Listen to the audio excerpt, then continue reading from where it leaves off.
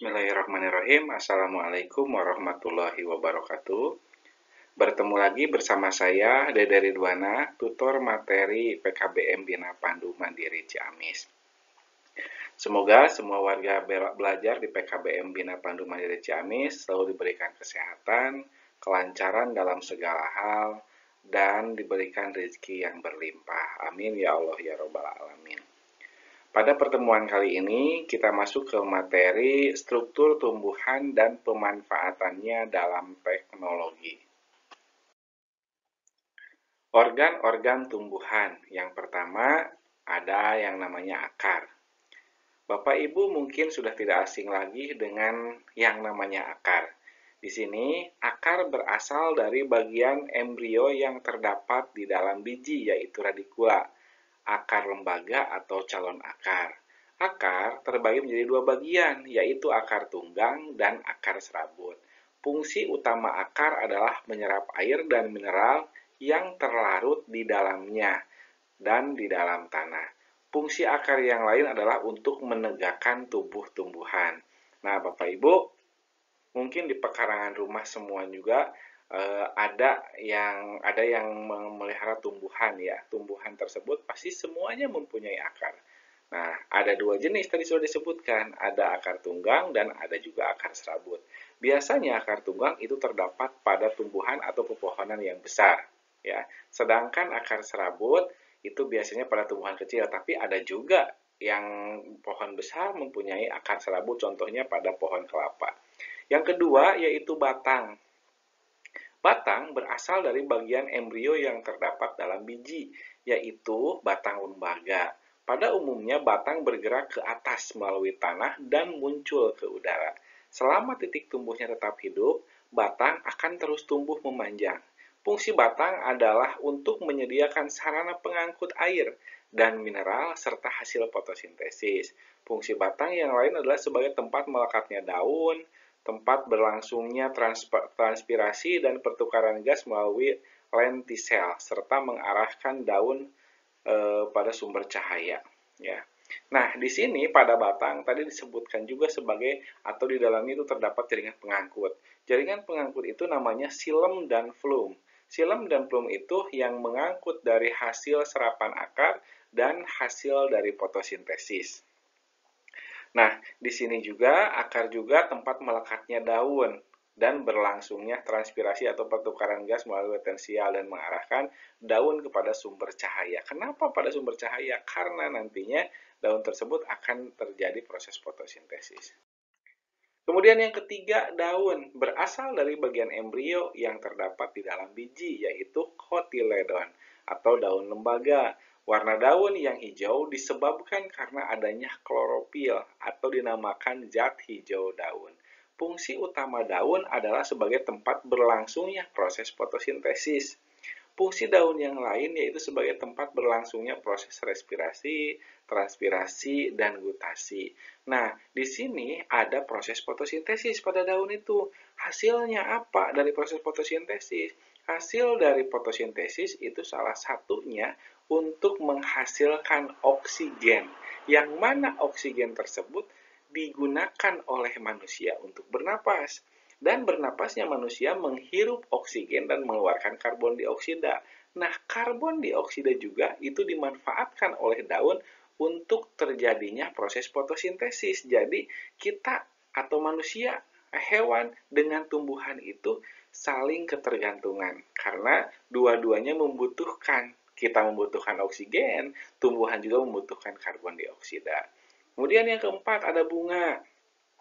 Bentuk dan susunan bunga bermacam-macam, bergantung pada spesies tumbuhannya. Pada umumnya, bunga yang lengkap memiliki bagian-bagian seperti berikut. Ada mahkota bunga, ada putik, ada benang sari, ada kelopak bunga, ada kelenjar madu, ada dasar bunga, dan ada juga tangkai bunga. Kemudian yang kelimanya ada buah. Pada umumnya, buah berkembang dari bagian alat kelamin betina atau putih yang disebut bakal buah yang mengandung bakal biji. Fungsi buah utama bunga yaitu untuk menyimpan cadangan makanan. Fungsi yang lain juga membantu pemancaran atau penyebaran tumbuhan. Buah dapat dibedakan menjadi beberapa macam, misalnya buah sejati, pepaya, buah semu, jambu monyet, buah sederhana, tomat, buah ganda, stroberi, dan buah majemuk, nanas. Dan yang keenam yaitu biji. Biji merupakan bagian tumbuhan yang terbentuk dari hasil pembuahan atau fertilisasi yang terletak di dalam bakal buah. Dalam bakal buah terdapat bakal biji. Di dalam bakal biji terdapat embrio yang merupakan bakal individu baru. Fungsi biji adalah sebagai menyimpan cadangan makanan dan alat pemancar tumbuhan. Pemancaran biji dapat terjadi dengan bantuan angin, misalnya kapuk, air misalnya kelapa, kelelawar misalnya sawo kecik, dan manusia misalnya kina. Pemanfaatan struktur tumbuhan dalam teknologi. Yang pertama, penerapan jaringan akar. Struktur akar yang kokoh dan dapat menunjang tumbuhan pada daerah laut. Hal ini dipakai sebagai dasar pengembangan pembangunan pondasi pada bangunan, pondasi dalam pembuatan jembatan, dan lain-lain. Bapak Ibu mungkin yang sedang membuat rumah di bawahnya itu selalu diadakan pondasi atau dikenal dengan istilahnya ada cakar ayam yang dari besi ya Bapak Ibu. Itu salah satu contoh dari penerapan struktur pada tumbuhan karena itu termasuknya salah satu contoh dari akar ya. Kemudian yang kedua penerapan jaringan batang. Batang pohon yang kokoh berdiri memberikan inspirasi pada pembangunan rumah. Susunan batu bata pada rumah meniru jaringan batang. Tembok rumah agar kokoh diberi besi. Hal ini merupakan pengaplikasian dari kambium pada pohon. Kemudian penerapan jaringan daun. Salah satu teknologi pembangkit listrik tenaga surya dibuat dengan meniru prinsip daun yang memanfaatkan energi matahari untuk menghasilkan energi kimia sehingga dapat menjadi alternatif sumber energi yang sangat bermanfaat. Kemudian materi selanjutnya yaitu sistem pencernaan makanan dan kaitannya dengan sistem tubuh. Pertama makanan, macam-macam zat makanan dan fungsinya. Nah, setiap hari kita selalu mengkonsumsi nasi Bapak Ibu dan di sini nasi tersebut sebagai sumber karbohidrat ya, sumber karbohidrat. Yang kedua, protein.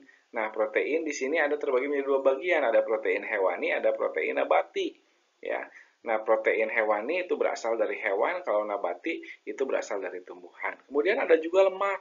Ya, dibedakan menjadi dua macam. Sama ini juga lemak hewani dan lemak nabati.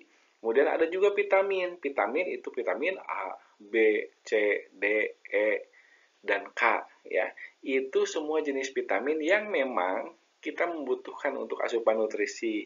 Kemudian ada mineral, terbagi menjadi dua yaitu makroelemen dan mikroelemen. Fungsi dari mineral adalah sebagai pelindung dan pengatur kerja alat-alat tubuh dan air. Sekitar 70% tubuh manusia terdiri dari air. Kebutuhan manusia akan air dalam tubuh kita itu sekitar 8 gelas atau 2 liter ya Bapak Ibu. Makanya Bapak Ibu semua usahakan dalam satu hari itu untuk mengkonsumsi air mineral itu atau air minum tersebut sebanyak 8 gelas atau 2 liter. Syarat makanan yang baik. Yang pertama harus bergizi, yang kedua cukup mengandung kalori, ketiga mudah dicerna, dan yang keempat higienis. Ya. Kemudian selanjutnya ada ASI, air susu ibu. Kelebihan ASI dibandingkan dengan susu pengganti yang dibuat dari susu sapi antara lain sebagai berikut. Mengandung semua zat makanan yang penting bagi pemenuhan kebutuhan energi dan pertumbuhan bayi.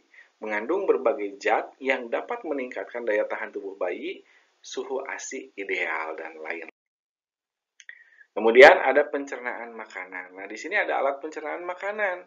Saluran pencernaan terdiri atas mulut, paring, esofagus, lambung, usus halus atau usus kecil, usus kosong, usus penyerapan, usus besar, anus. Kelenjar pencernaan terdiri atas kelenjar ludah, kelenjar getah lambung, hati, pankreas, dan kelenjar usus halus.